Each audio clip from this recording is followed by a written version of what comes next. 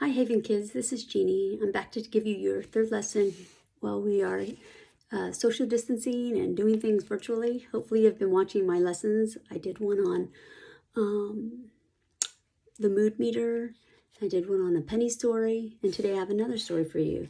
But looking back at our mood meter, hopefully you guys are checking in on that and just figuring out what you're feeling. So today I was feeling pretty high in energy and pretty pleasant. And so I was looking, I think I feel pretty joyful today.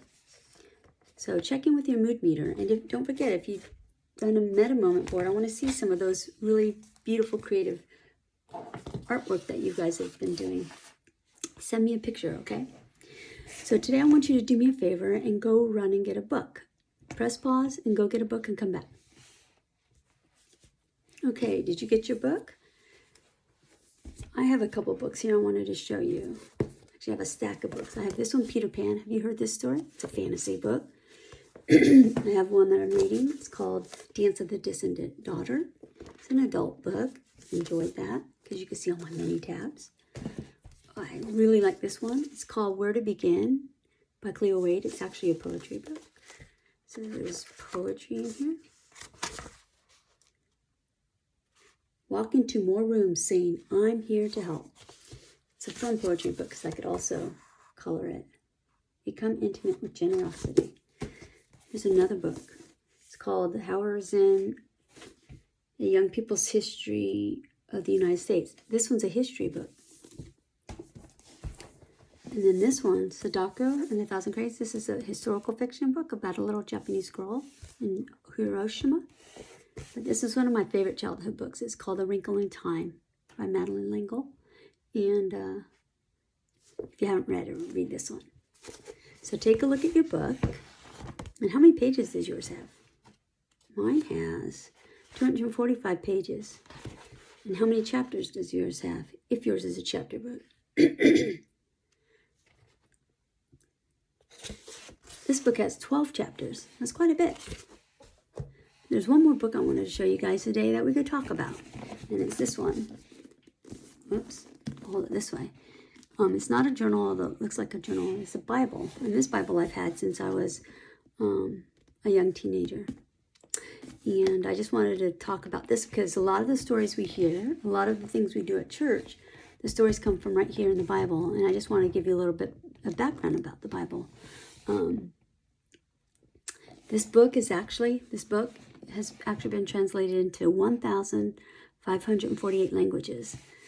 And it has, in the English language, it has 150 versions. So lots of different types of versions of this Bible has been translated. But the really cool thing about this is it's a collection of books, like the whole stack of books that I've just showed you. There's history books, poetry books, nonfiction books. There's lots of different genres and different types of books. That's the same way with this. Guess how many books are in the Bible?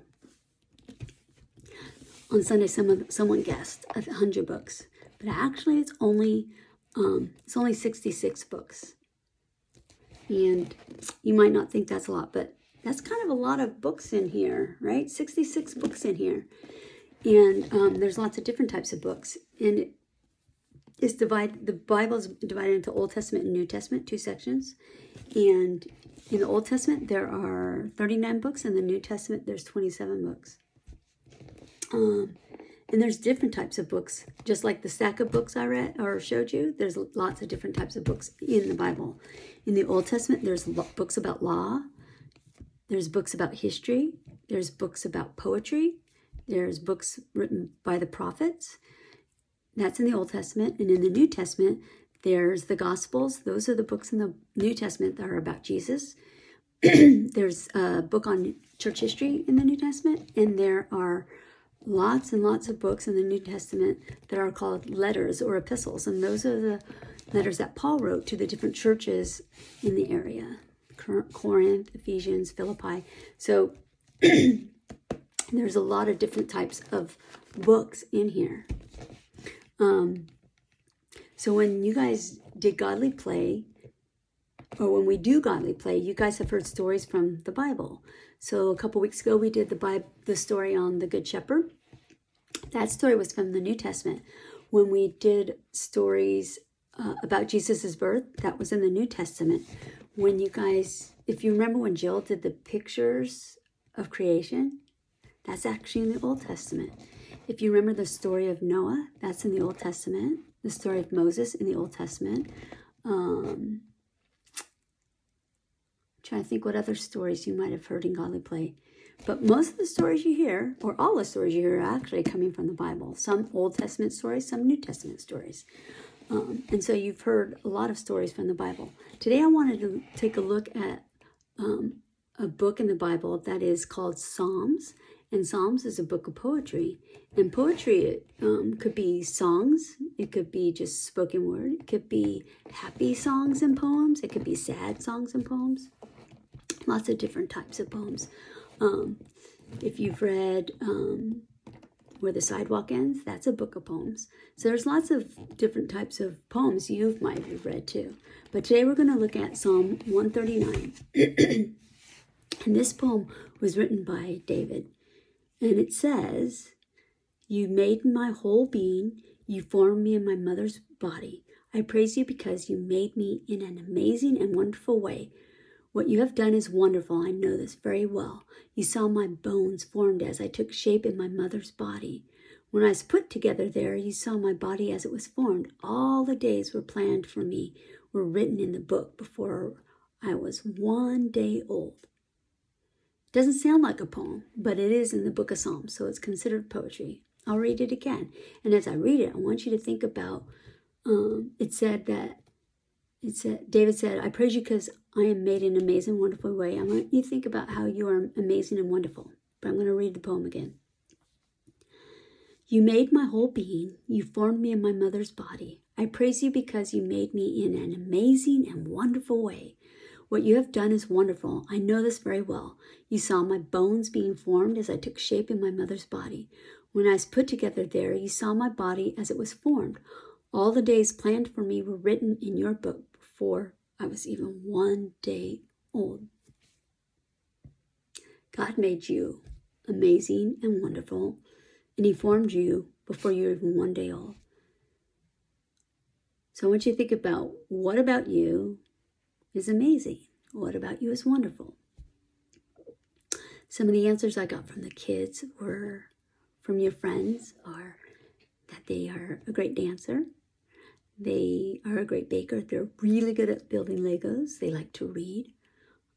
They like to sing. Someone said they're a great dancer.